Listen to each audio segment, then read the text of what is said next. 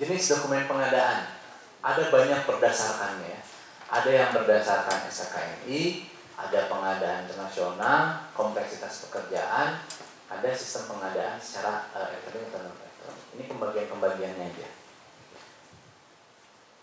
Kalau yang pengadaan internasional ada invitation to bid, request for quotation, request proposal. Ini sebetulnya mirip sama yang SKKNI, dokumen kualifikasi, pemilihan, dan draft kontrak. Sebenarnya masih rada-rada mirip pada akhirnya ke dalamnya. Kalau dari sisi kompleksitas pekerjaan ada yang dokumen pekerjaan kompleks dan yang tidak kompleks.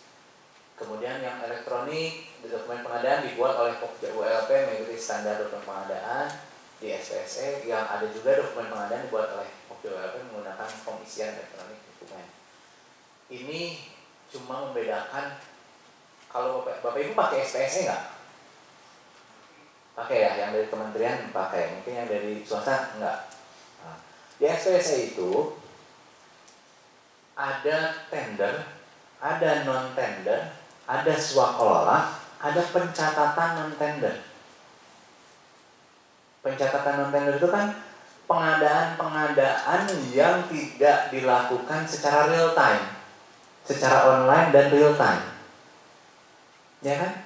Biasanya pencatatannya itu kayak misalnya pengadaan sampai dengan 50 juta, pengadaan barang misalnya, sampai dengan 50 juta. Kita mau beli, tiba-tiba ada tamu.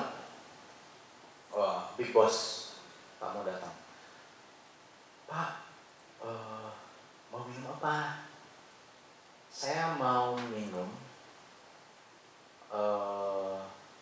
minuman dingin yang bukan kopi. Rasanya coklat, tapi selain coklat ada buah-buahan lainnya yang agak asam-asam. Kemudian saya pengen ditempatkan di sebuah botol dan dibelinya di Indomaret. Ngomong aja dari tadi Pak pengen Chocoberry di Indomaret, selesai gitu Pak, panjang banget gitu. Nah ini kan nggak mungkin kita bikin, beli kan nggak mungkin tender dulu atau pengadaan langsung dulu. Ya beli aja paling cuma 100 ribuan lah, beli berapa botol gitu kan. Bawa pulang, kontraknya apa? Hah? Struk doang. Bahkan nggak pakai kwitansi, cuma 100 ribu. Harga kwitansi 10 ribu jadi 110. Rugi PBJ. Gitu. Struk doang. Struk dari Indomaret itu. Nah, itu kan udah jadi kontrak.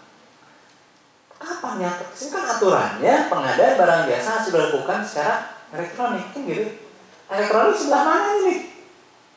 Nah ini dicatatlah di pencatatan non tender di SPSE.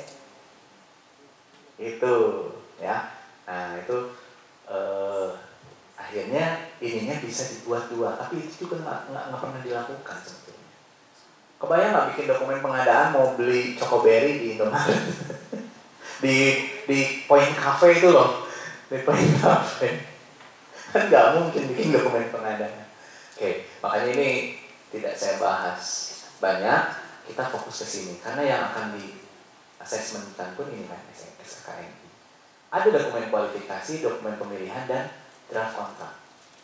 Jadi yang tadi dipilih dokumen itu detailnya doang di dalam sini nanti. Kalau strategi pengadaannya seperti ini, maka dokumen kualifikasinya bagaimana? Syarat-syarat perusahaannya apa? Gitu-gitu doang bedanya.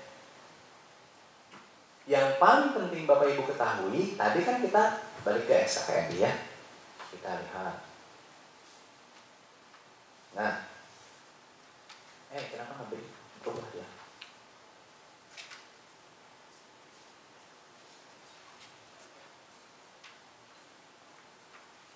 Nah, kan tadi nih, jenis dokumen pengadaan barang jasa diidentifikasi secara cermat. Ya, at least Bapak Ibu sudah tahu dulu adanya ini. Dokumen kualifikasi, dokumen pemilihan, dan rancangan surat perjanjian atau draft kontrak. Isi dokumen pengadaan. Ini mah Baru udah tahu lah ya.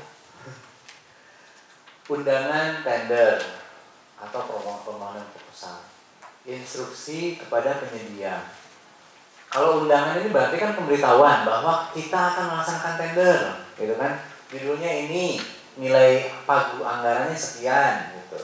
Kapan mulai dilaksanakan? Kemudian kalau mau ikut, ada instruksi kepada penyedia. Penyedia harus ngapain, harus nyiapin apa, gitu. Nah, lebih detailnya ada di kriteria kualifikasi dan kriteria evaluasi. Perusahaan seperti apa yang boleh ikut, yang akan lulus. Nanti dievaluasinya bagaimana. Kemudian di situ ada juga rancangan perjanjian atau draft kontrak. Di draft kontrak ini berisikan nanti perjanjian ini kalau jadi, kalau menang, seperti apa isinya. Kan kita selalu menggembor-gemborkan bahwa kontrak itu adalah kesepakatan kedua belah pihak. Tapi di pemerintahan rada lucu. Kontrak itu kesepakatan kedua belah pihak yang dipaksakan oleh salah satu pihak. Kalau mau ya ayo, nggak mau ya udah. Gitu. Iya. Kan harusnya kalau misalnya kesepakatan kedua belah pihak tentang uang muka pun kita ngobrol dulu dong. Di pemerintah enggak. Uang muka tidak diberikan, ya sudah, nggak diberikan. Atau kalau diberikan minim, kalau sekarang minimal ya untuk pengadaan untuk usaha kecil minimal 50%. Kemudian ketika berkontrak ya sudah ketentuannya itu minimal 50%. Tata cara pembayaran sekaligus, saya pengen termin dong, nggak bisa. Di dalam kontrak yang sudah pembayaran sekaligus ya sudah. Kemudian lampiran dokumen pendukung jika ada, KAK atau term of reference, kemudian pernyataan kerja itu di kita lebih banyak ke pernyataan bahwa dia bisa sanggup dan sebagainya. Saya terkadang suka bingung dengan pernyataan kayak gitu. Pas mau Bapak Ibu pernah jadi penyedia itu tender, atau mungkin barangkali pernah ngeliat tata cara vendor mau ikut tender di SPSE. Muncul nih daftar paket, diklik, ada judulnya, nama dinasnya, nilainya dan lain sebagainya. Ikut daftar, saya mau ikut tender ini kan gitu. Ketika klik, muncul dengan mengikuti atau menyetujui ikut tender ini, maka Anda telah menandatangani fakta integritas sesuai dengan undang-undang ITE, kan gitu ya. Oke, fakta integritas itu kan nggak boleh KKN, kalau melihat ada yang korupsi bakal melaporkan gitu dan lain sebagainya. Oke, baca kita, download KAK, download dokumen pengadaan dan sebagainya, baca. Mau? Siap saya ikut. Draft kontrak, setuju? Oke lah, saya tawar. Nawar. Menang. Setelah menang dipanggil. Kalau memang Anda sudah menang, kalau memang serius, ayo datang sini. Kita tanda tangan SPJ. Oke, saya datang. Tanda tangan SPJ.